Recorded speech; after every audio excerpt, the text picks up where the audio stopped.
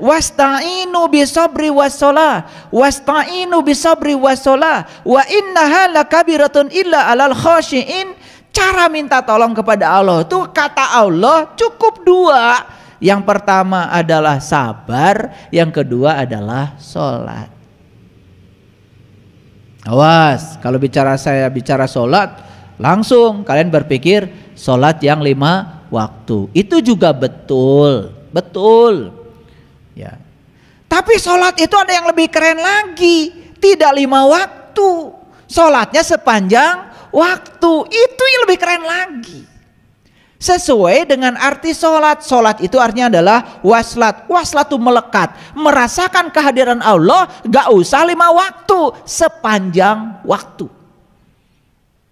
Nah, makanya kalau ingin merasakan sholat di dimensi ini harus ikut pelatihan sholat khusyuk. Baru masuk ke situ. Ini baru bunga-bunganya aja supaya gelisah.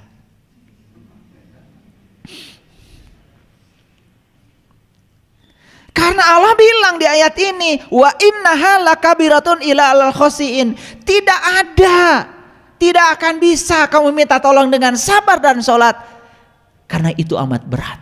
Kecuali untuk orang-orang yang khusyuk. Nah, khusyuk itu bukan konsentrasi. Khusyuk itu bukan memfokuskan pikiran. Ini yang masalah. Banyak orang-orang sok tahu bilang khusyuk konsentrasi. Menciptakan bahasa sendiri. Tafsir Quran bil Quran tuh yang benar. Makanya kata khusyuk karena itu bahasa Rob harus dijelaskan oleh Rob. Itu kan, masih ingat kajian kemarin? Wa yas'alunaka 'anir ruh, qul ar-ruh min amri rabbi, wa ma utitu minal ilmi illa qalila. Jika ada orang bertanya tentang ruh, katakanlah ruh itu urusan Tuhan. Kalau ruh urusan Tuhan, jangan tanya pada yang selain Tuhan. Gitu, bukan tidak boleh belajar ruh. Selama ini kan konyol. Karena ruh urusan Tuhan, udah gak usah belajar ruh. Kalau ruh itu urusan Tuhan, maka cara belajarnya ke Tuhan. Gitu, jangan ke hantu.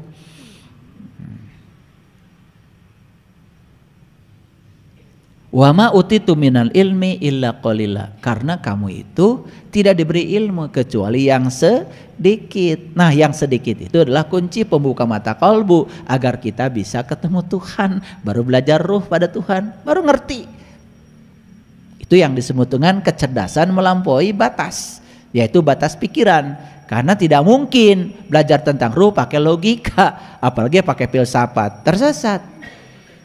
Belajar tentang ruh harus pakai ilmu, namanya ilmu ma'rifat. Ilmu ma'rifat tidak sama dengan tasawuf, tidak sama juga dengan filsafat. Tasawuf itu nggak ada zaman Rasul, nggak ada. Rasul cuma mengatakan awwaluddin ma'rifatullahi ta'ala wa rasulih. Awalnya agama mengenal Tuhan. Makanya Nabi Muhammad bilang dalam sebuah hadis, ma'rifat adalah modalku, akal pikiran sumber agamaku. Maka orang yang sudah diterangi cahaya ma'rifat, akal pikirannya dia sumber agama, bukan penghambat agama. Nah, ada orang yang akal pikirannya jadi penghambat untuk majunya spiritual karena belum terterangi oleh cahaya ma'rifat. Lihat itu 17 hadis Nabi. Dalam buku Sejarah Muhammad yang ditulis oleh Haikal, itu dijelaskan tentang 17 hadis itu. Ma'rifat adalah modalku, akal pikiran sumber agamaku, rindu adalah kendaraanku, jihad adalah perangaiku. Kan terus. Yang terakhir, sholat adalah hiburanku. Jadi Nabi Muhammad mah sholat teh hiburan. Kalian sholat lagi hiburan nih, begitu sholat, jam 12, asa cikene geus adan deui. Beratnya sholat teh. Karena nggak ngerti, nggak tahu rasanya, karena nggak pernah belajar. Jadilah sholat jadi kewajiban. Padahal Nabi bilang sholat adalah hiburanku. Gak ada di hadis sholat adalah kewajibanku, gak ada. Maaf ya, yang alergi pada kata-kata saya, sabar dulu.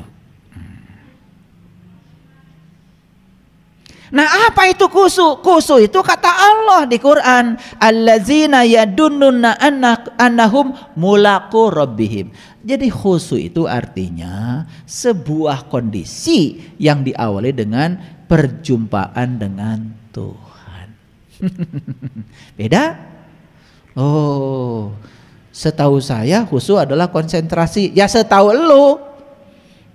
Tapi setahu Allah khusyuk itu adalah suatu kondisi di mana ingatan seseorang bisa ingat kepada Allah karena sudah diawali dengan mulaqu rabbihim, perjumpaan dengan Tuhan. Masuk akal? Nah, gitu. Harus masuk akal ya.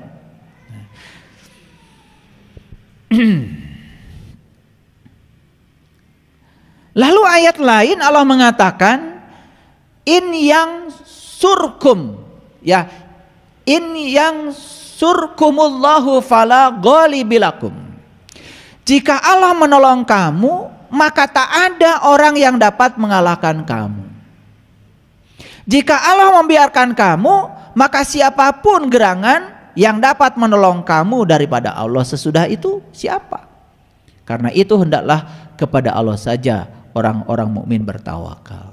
Jadi ayat ini sedang menjelaskan kepada kita bahwa Allah itu bisa menolong seseorang, bisa tidak menolong seseorang. Allah itu bisa menolong seseorang, bisa juga membiarkan seseorang. Nah, pertanyaannya, siapa yang akan ditolong Allah menurut ayat ini?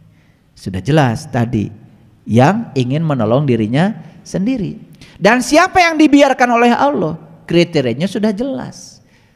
Dari 6 kriteria tadi sudah jelas, yaitu orang yang tidak mau menolong dirinya sendiri.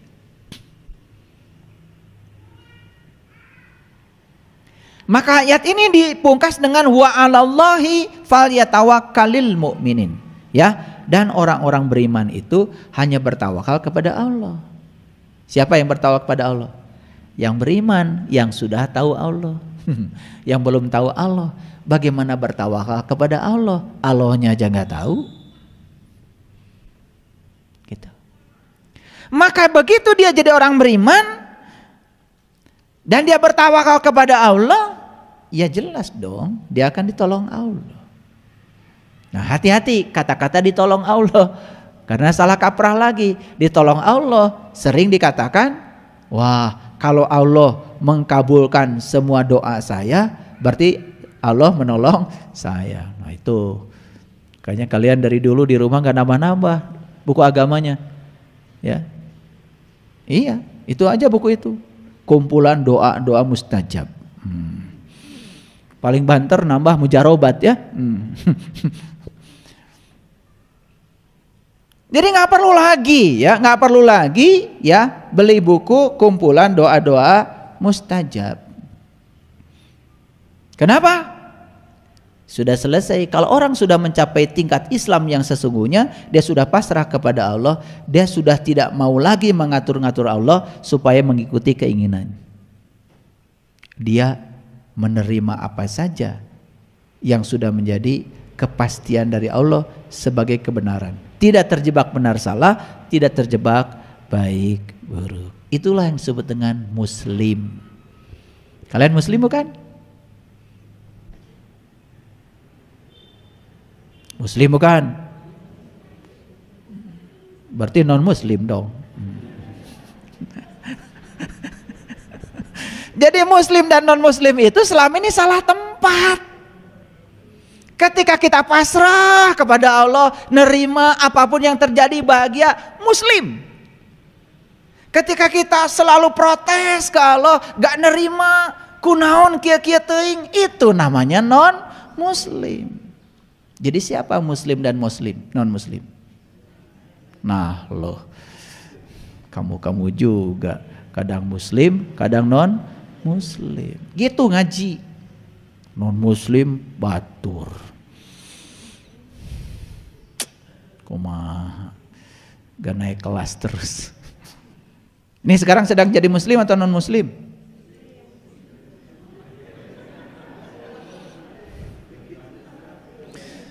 Di sini mah nggak kelihatan. Di sini tuh saya tidak bisa bilang kalian itu muslim, gak bisa. Karena saya tidak bisa bilang kalian muslim dari pakaiannya. Nah, kalian itu kelihatan muslim atau tidak muslim itu di kehidupan. Wajahnya anggun, senyumnya bersahabat. Ya, tidak ada kecurigaan pada orang lain. Bahkan senyumnya bukan hanya dengan mulut, senyumnya sudah dengan mata. Matanya penuh dengan persahabatan. Selalu berbaik sangka pada setiap orang. Dirindukan banyak orang, muslim. Penuh curiga. Senyumnya miring ke kiri, ke kanan nggak ada. Ya toh? Iya, kalau ngomong menyakitkan. Kalau bicara penuh dengan fitnah dan hoax. Bagi saya sih yang kayak gitu non muslim.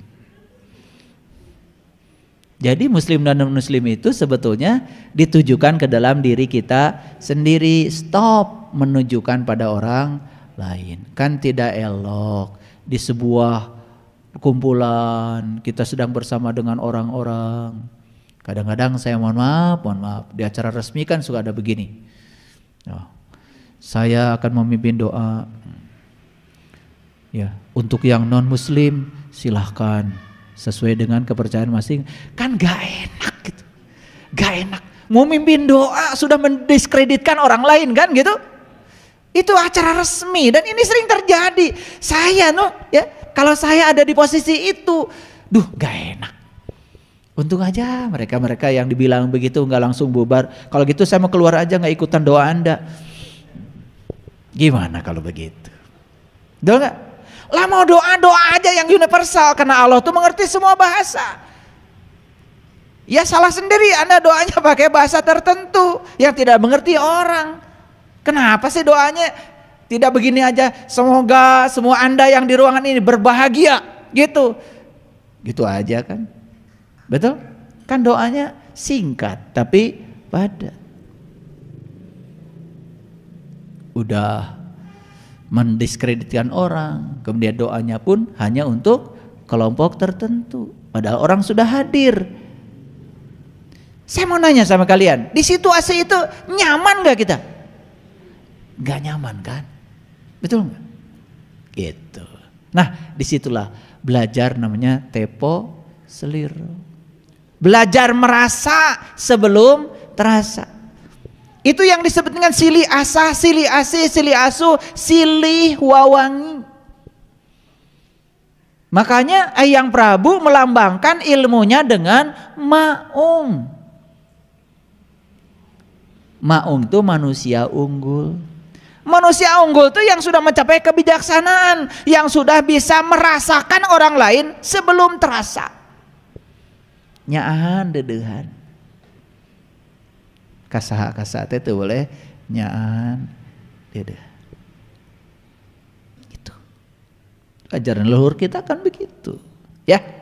Nah, kita lihat Quran surah Luqman ayat 33. Hai manusia, nah, yang dihaikan nih manusia. Yang selain manusia gak dihaikan. Kalian dihaikan gak kira-kira? Dihaikan apa tidak? Dihaikan dong. Saya kan manusia. Tapi Quran mengatakan manusia itu yaitu orang yang sudah bisa menggunakan kolbunya, penglihatannya, pendengarannya untuk bertemu Tuhan. Yang belum ulaika kal anam. Maaf ya. Jadi yang dihaikan di sini siapa? Hanya manusia. Yang ngaku manusia gak dihaikan. Apakah semua yang di ruangan ini dihaikan? Saya gak tahu. Tanya pada dirimu, layak gak saya untuk dihaikan? Gitu aja. Tanya dirimu sendiri. Karena di Quran surat Al-A'raf dikatakan walaqad darana li jahannam katsiran minal jinni wal ins lahum qulub la yafqahuna biha walahum adzanun la yasmauna biha walahum ayunun la yubsiruna biha ulaika kal an'am bal hum adall. Mereka yang punya kalbu tetapi tidak digunakan untuk memahami, melihat dan mendengar. Ulaika kal an'am.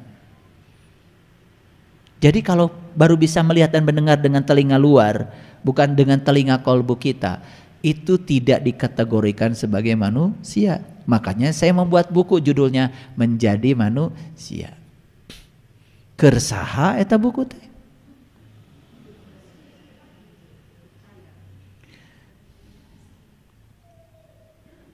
Kira-kira buat siapa? Judulnya singkat, Menjadi Manusia. Buat siapa? Buat saya, enak aja. Emang lu siapa? Buat yang baru ngaku jadi manusia tapi can jadi jelema. Hai manusia, bertakwalah kepada Tuhanmu dan takuilah suatu hari yang pada hari itu bapak tidak bisa menolong anaknya. Anak juga tidak bisa menolong bapaknya. Ini ayat judulnya itu supaya tidak ewuh pakeuh. Akan ada suatu hari di mana bapak nggak bisa menolong anaknya, anak juga nggak bisa menolong bapaknya. Akan ada suatu hari. Saya tanya sama kalian kalau udah pinter, kapan hari itu? Kapan hari itu? Sekarang. Enak aja, memang sekarang nggak bisa bapak nolong anak. Jang cing, bapak terbuka rokok ya? Bisa, bisa sekarang. Akan ada suatu hari bapak tidak bisa menolong anak dan anak tidak bisa menolong bapak. Kapan hari itu? Nah, liar kan? Iya. Selama ini kita tuh nggak ngerti ayat ini. Pada saat itu setan-setan dibelenggu.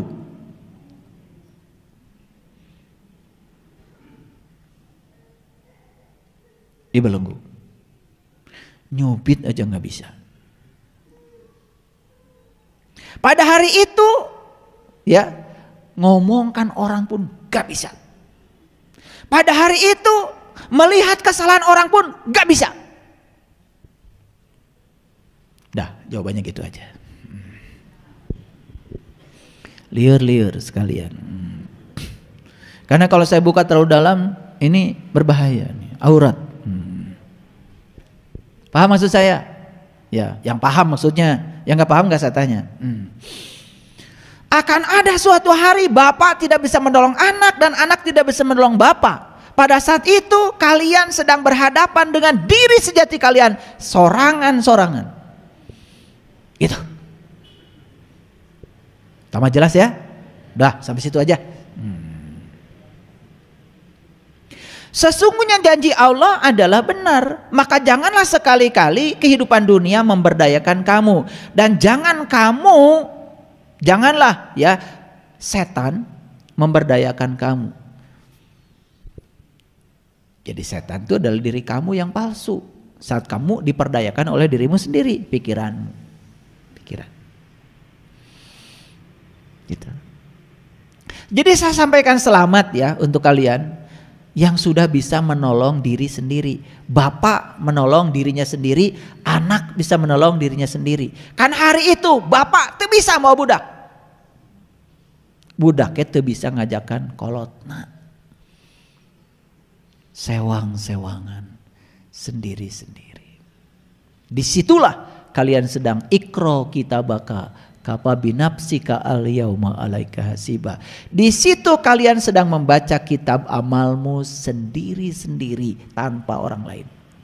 Hebat gak Allah? Hebat. Dan kitab amalmu gak bisa dicontek pada siapapun karena orang lain gak bisa masuk. Hanya kamu sendiri yang melihat kitab amalmu sendiri. Bukankah sebegitu agungnya cara Allah menyembunyikan aib kita?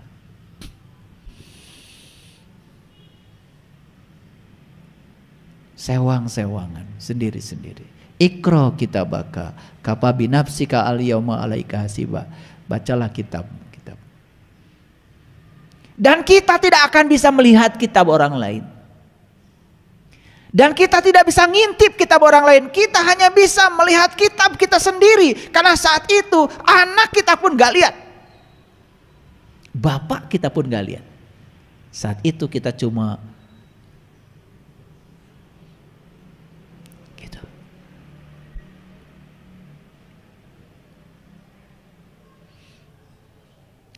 Ini yang jarang dibicarakan. Dan yang lucunya banyak yang tidak merindukan hari ini. Saat itu tidak dirindukan.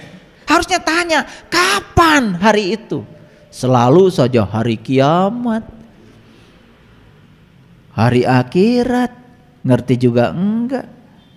Betul hari kiamat, tapi hari kebangkitan kesadaranmu. Betul hari akhirat saat engkau bisa menyaksikan akhirat dalam dirimu. Itulah hari yang penting. Di mana anak tidak bisa menolong bapaknya, bapak tidak bisa menolong anaknya. Gitu. Kalau lagi gini bisa nggak tolong menolong? Bisa. Yang nggak mau nulis, nggak punya pensil masih bisa. Sekarang mah sebetulnya bukan hari, tapi saat. Nanti kalian pulang dari sini, silakan.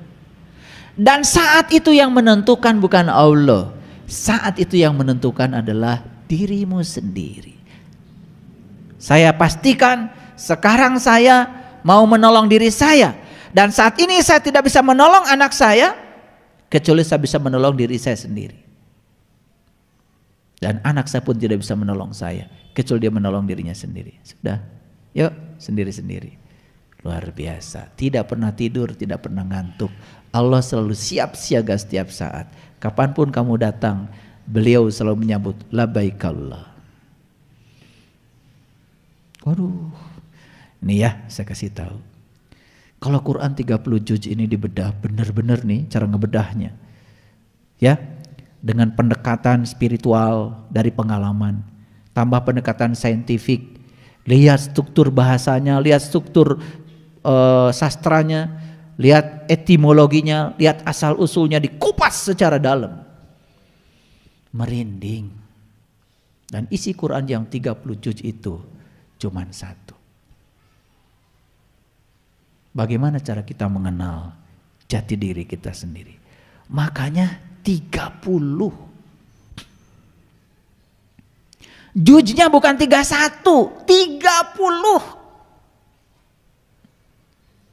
Karena 30 itu 3 dan kosong. Kalau kau sudah bisa kosong, maka kau akan bisa tahu yang 3. Nurullah, Nur Muhammad, Nur Insan. Taeta Quran teh.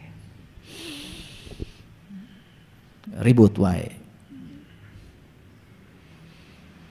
Jadi membaca Quran yang 30 juz yang sebenarnya itu hening bening, yang ada cuman air mata. Yang ada cuman hangat-hangat air mata. Gak ada suaranya. Tidak berbahasa Arab, tidak berbahasa Indonesia, tidak berbahasa Sunda, tidak ada bahasa, cuma ada satu bahasa. Bahasa Rob. Bahasa rasa, bahasa cinta.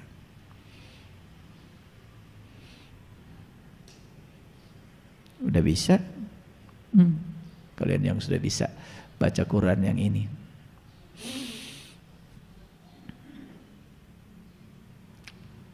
Luar biasa.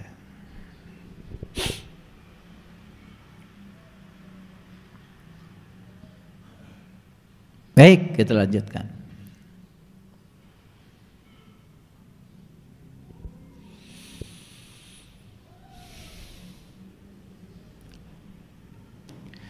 Dalam Quran surat Al-Hadid ayat yang ke-25, Allah menyatakan, sesungguhnya kami telah mengutus utusan-utusan kami.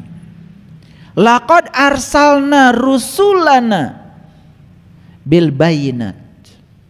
dengan membawa bukti-bukti yang terang benderang. Bayinah itu terang benderang, caang bayinah itu. Ya. Laqad arsalna rusulana bil bayinat. Sesungguhnya kami telah mengutus utusan-utusan kami. Apa sih utusan-utusan itu yang dibawa dia? Cuma satu. Bukti yang terang benderang. Gitu.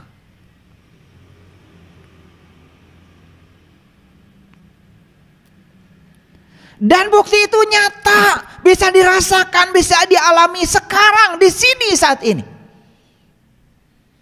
Wa anzalna ma'ahumul kitab. Dan kami turunkan bersama mereka kitab. Ini enggak cerita Quran, cerita kitab. Dan banyak yang masalah artikan. Begitu ada kata kitab, langsung aja diterjemahkan Quran. Beda. Quran itu dari kata qara'a yaqra'u Qur'anan, bacaan. Kitab ya kitab. Makanya di Quran perintahnya baca kitab. Ya baca kitab harus punya kemampuan membaca. Kan di Quran perintahnya ikra kitabaka. Ikra kitab, bacalah kitabmu. Nah, untuk membaca kitab harus punya kemampuan membaca. Gimana cara mempunyai kemampuan membaca?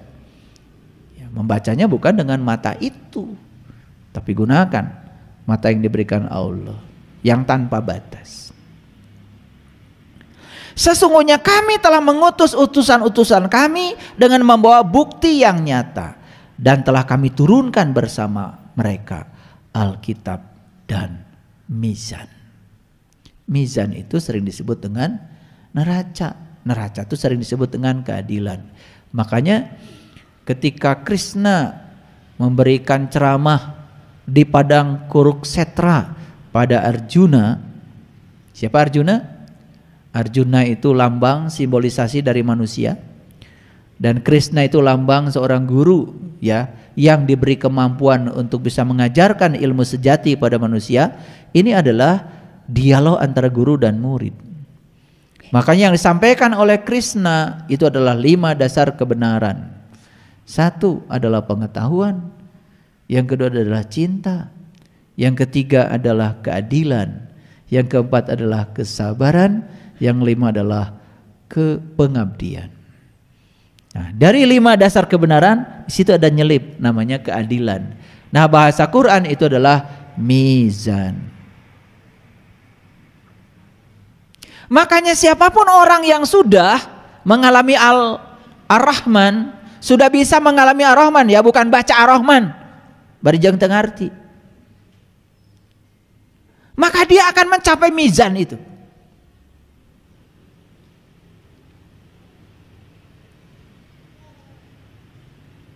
Makanya Ar-Rahman selalu 2 kan? Rabbul masyriqain wa rabbul maghribain. 2. Ada 2 matahari. Ada 2 tempat terbit matahari. Ada 2 tempat terbenam matahari. Ada 2 lautan. Marajal bahraini yaltaqiyan bainahuma barzahul la yabghiyan. 2. Jadi selalu 2. Makanya kalau kita berbicara tentang neraca, tentang keadilan, selalu 2. Lihat saya semuanya.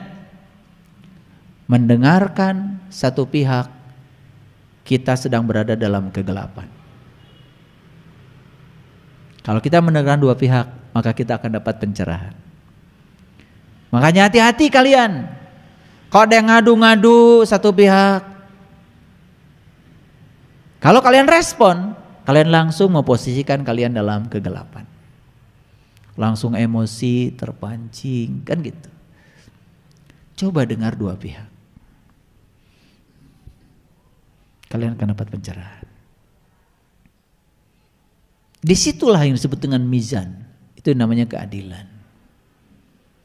Ya, itu. Makanya coba hakim, dengar terdakwa bicara apa, dengar jaksa bicara apa. Karena jaksa ditunjuk oleh negara untuk memberikan tuntutan. Jaksa tentu saja dari polisi. Hakim kan di tengah aja. Tuh. Maka disebutnya juga hakim. Itu nama terlalu tinggi kalau menurut saya. Karena hakim itu orang yang bijaksana. Orang yang sudah berada di titik tengah. Tidak terpengaruh oleh apa kata terdakwa, tidak juga terpengaruh apa kata jaksa. Dia sudah di titik tengah. Hakim. Makanya kalau mereka-mereka ini yang jadi hakim sadar kalau itu nama yang sangat tinggi dan mulia, itu nama Allah, maka dia akan gunakan raca itu, mizan namanya. Dan memang sih syarat untuk mendapatkan mizan itu harus tahu dulu kitab. Gitu. Jadi kalau untuk tahu kitab apa? Ya untuk tahu kitab ya dia harus ketemu guru yang membawa bukti yang nyata. Makanya coba lihat struktur bahasanya. Sesungguhnya kami telah mengutus utusan-utusan kami dengan membawa bukti yang nyata. Dan kami telah turunkan kepadanya kitab. Siapa yang dapat kitab maka dia akan mendapatkan raca. Itu. Jadi sekarang ada situasi yang sangat menyedihkan, di mana ada penangkapan terhadap orang-orang yang justru bergerak di bidang hukum, ya, itu kan tentu saja. Nah, menurut saya sih sederhana, mungkin belum tahu kitab sejatinya, baru tahu KUHP aja.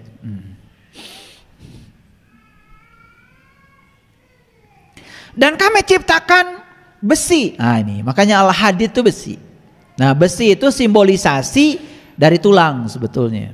Makanya kalau di Quran surat Al-Kahfi dikatakan, dan kamu ratakan besi-besi itu ya sejajar dengan kedua gunung. Nah, itu di surat Al-Kahfi itu cerita tentang Zulkarnain. Ya toh? Nah, pusing kan? Ya udah, supaya pusing biarkan aja, nggak saya jelaskan. Kami ciptakan besi yang padanya terdapat kekuatan yang hebat. Ya memang besi itu kuat, tapi kekuatan besi ya kalah dong sama baja. Kalau mau dibanding-banding dengan logam, karena ini bukan cerita besi itu, bukan cerita besi yang ada di pandai besi. Ini cerita sesuatu yang diberikan pada kita, kalau itu digunakan kamu menjadi punya kekuatan. Coba, kalau tubuh kita ini nggak ada tulangnya, tuh, tepuguh wujudnya. Betul nggak? Ngalumuk jika daging kiloan di pasar. Betul nggak? Kan gagah itu karena ada tulang. Nah karena ada tulang, ya tulang itu kan dibuat sedemikian. Lihat, tangan kita aja tidak sama panjang, berbuku-buku luar biasa. Betul nggak? Dan ini begitu fleksibelnya, luar biasa. Maka Allah bilang, yadullah fawqa aydihim, tangan Allah ada padamu. Tangan Allah ya gunanya buat menyenangkan Allah, bukan untuk menyenangkan kamu. Enak aja. Nah itulah, makanya aku berikan kepadamu besi, ya. Dan padanya terdapat kekuatan yang sangat hebat, yang sangat bermanfaat bagi kamu untuk menjadi kamu sebagai manusia. Di situ. Awas, bukan besi yang di toko besi, nggak ada urusan. Makanya nama-nama surat di Quran itu luar biasa. Al-Hadid, besi. Gitu. Ya. Nah, Allah mengetahui siapa yang menolongnya. Dan Allah juga mengetahui siapa yang menolong utusan-utusannya. Kalau gitu saya mau nanya, siapa yang menolong Allah dan Rasulnya?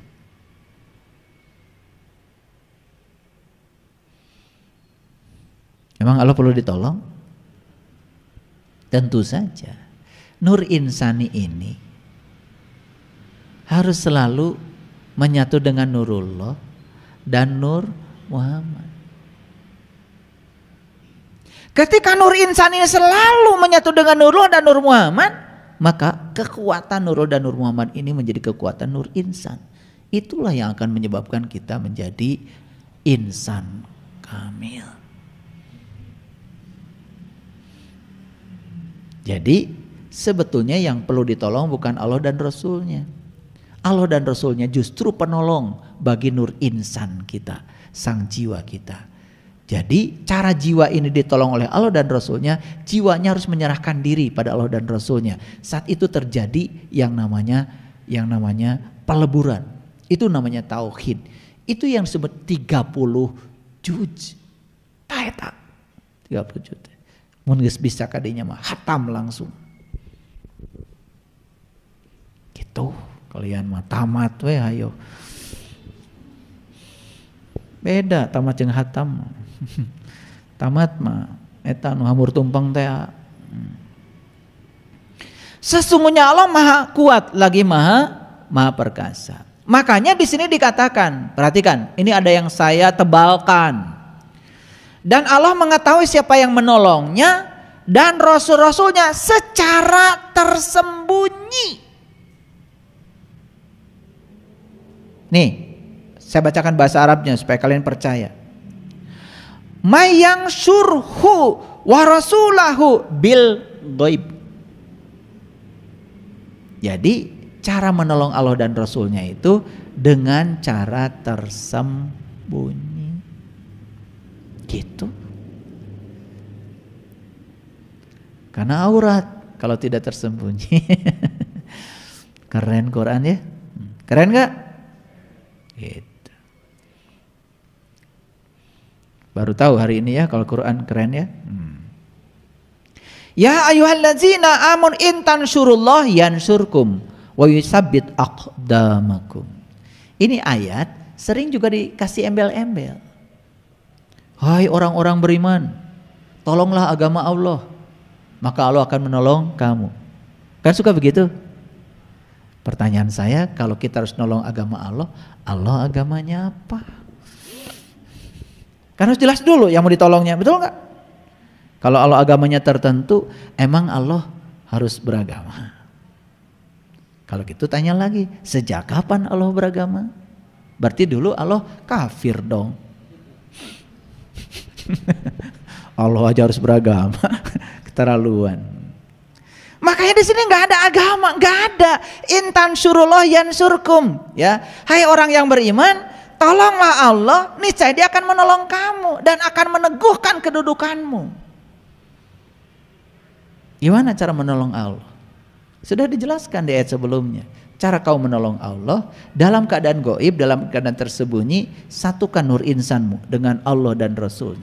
Itulah cara menolong Allah. Maka Allah akan menolong kamu dan luar biasa, wa yusabbit aqdamakum, dan Allah akan meneguhkan kamu. Gitu. Nah, setelah saya urai secara panjang lebar ini tambah pusing atau tambah mengerti? Ya, yang tambah pusing saya doakan semoga suatu saat bisa membebaskan kepusingannya. Yang tambah mengerti saya doakan semoga tambah kuat imannya. Ya kan? Yang sudah mendapatkan ya cara-cara untuk menolong diri kita sendiri, teruskan, penuh semangat. Ya. Jadi hari ini kita punya gambaran kelompok manusia mana yang bisa ditolong dan kelompok manusia mana yang tidak bisa ditolong. Silakan kalian yang menempatkan diri, mau ditolong atau tidak ditolong, pilihan ada pada kalian sendiri. Shadaqallahul adzim, barakallahu li wa lakum. Assalamualaikum warahmatullahi wabarakatuh.